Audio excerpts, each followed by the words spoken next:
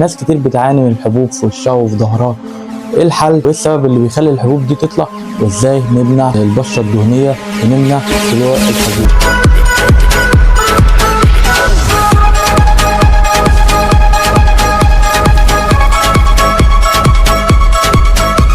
السلام عليكم ورحمة الله وبركاته. اهلا بيكم واتمنى تكونوا بخير. رقم واحد اللي بيخلي جسمك يطلع كمية الحبوب الرهيبة دي في وشك وفي ظهرك، رقم واحد الهرمونات. الهرمونات في سن البلوغ اذا كان للولاد او البنات بيبدأ الجسم بسبب تغيير الهرمونات في الجسم، مستوى الهرمونات في الجسم، بيبدأ الجسم بيطلع حبوب اذا كان في بشرة الوش، اذا كان في الظهر، اذا كان في اي منطقة في الجسم. ده رقم واحد. فلو انت في سن مراهقة او في سن البلوغ فده شيء طبيعي. تاني مشكلة عادات الاكل السيئة، يعني السكريات، يعني الزيت، يعني الحلويات، يعني الاكل الجنك فود، يعني اي اكل من بره. كل الاكل من بره ده نسبة 70% هو اللي مسبب لك الحبوب دي. فانت تحاول تبدأ تقلل الاكل المهدرج، الاكل اللي مليان زيت، الاكل اللي مليان سمنة، الاكل اللي مليان سكر صناعي. تهتم بالفاكهة الطبيعية، تبدأ تدخل سكر طبيعي. من اول اسبوع هتبدأ تلاقي ان مفيش ظهور جديد لحبوب جديدة خالص.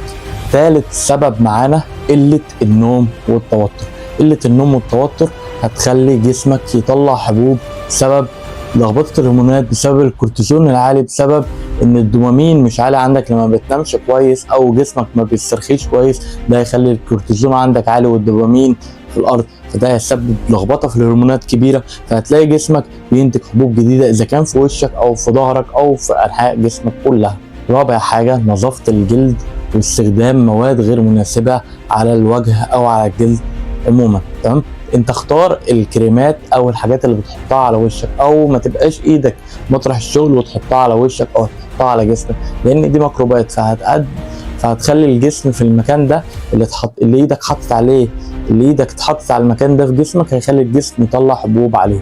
خامس حاجة واخر حاجة استخدام المنشطات او المكملات الغذائية.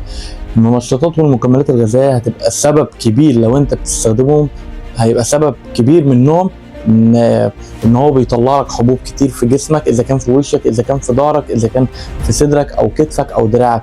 فلو انت بتستخدم منشطات او مكملات، طبعا الحبوب اللي بتطلع بسبب المنشطات بتبقى بكميه اكتر ومنتشر اكتر في الجسم عن المكملات. بس برضو لو بتستخدم اي نوع من المكملات ممكن يكون سبب ان جسمك يطلع له حبوب. طب ايه الحل؟ تعالوا بقى نيجي للحلول. اغسل وشك بميه سخنه كل يوم اول لما تصحى. تمام؟ غسل الوش يوميا. تمام؟ وحط مواد ينفع تتحط على بشره وشك.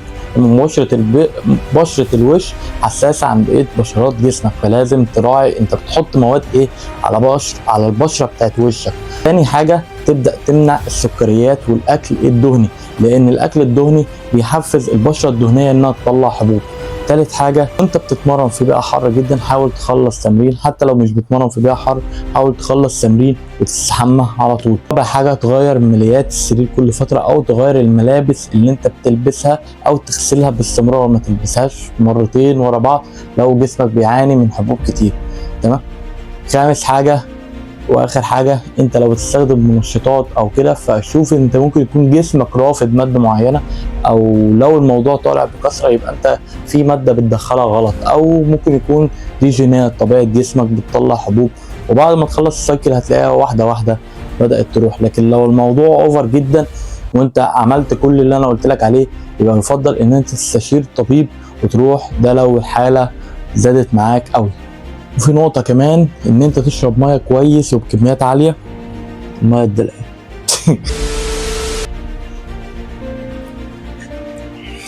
في نقطة كمان ان انت تشرب مية بكميات كويسة في اليوم. لما بتشرب كميات مية كويسة في اليوم الجسم بيبدأ يتخلص من السموم الزيادة، بتحافظ على الكلى بتاعتك، بتعمل فلترة دايما للكلى بتاعتك، فدي هتحافظ على جسمك. بعيدا برضو عن موضوع الحبوب، المية يا جدعان لازم كل فيديوهين تيجي سيرة المية.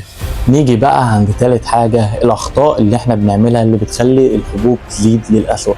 ما تفرقعش الحبوب اذا كانت في وشك او في ظهرك او في جسمك كله، ما تفرقعهاش. تاني حاجه ما تخلطش عليها كحول او معجون على الحبوب بتاعتك عشان تروح، في ناس بتعمل الحركه دي. وتالت حاجه ما تخلطش في الاكل حاجات كتير على بعض. العك في ناس كتير قوي بتحط حاجات على بعض ما ينفعش تحط على بعض، تمام؟ العك هيبوظ لك الدنيا خالص، فبلاش تعك عشان ده يبقى سبب من الاسباب اللي يخلي جسمك يزود من الحبوب. علشان العك ده بالذات لو اكل جانك فود وبتدخل حاجات عك ما ينفعش تتاكل اصلا مع بعض. بس وحلقه النهارده كده خلصت. شوفوا يا جدعان عايزين نتكلم عن ايه الحلقه اللي جايه، وجربوا وتعالوا كمان اسبوع قولوا لي ايه اللي اتغير معاكم وايه اللي اتحسن معاكم وايه اكتر حاجه جابت نتيجه معاكم. وبس دي كانت حلقه النهارده. وللبرامج المخصصه التحولات زي ما انتم شايفين قدامكم اهي، بفضل الله في اقل فتره بنوصل لاعلى نتائج. وبرده للعيبه اللي عايزه تجهز لبطوله افريقيا باب الاشتراك مفتوح، نفس الكلام الرقم تحت في الوصف. ابعت لي رساله تحضير وتنضم لاحلى تيم ناشئين. بس ولو عجبتك الحلقه ما تنساش تشترك في القناه وزرار اللايك بس، وصلوا على النبي. السلام عليكم ورحمه الله وبركاته.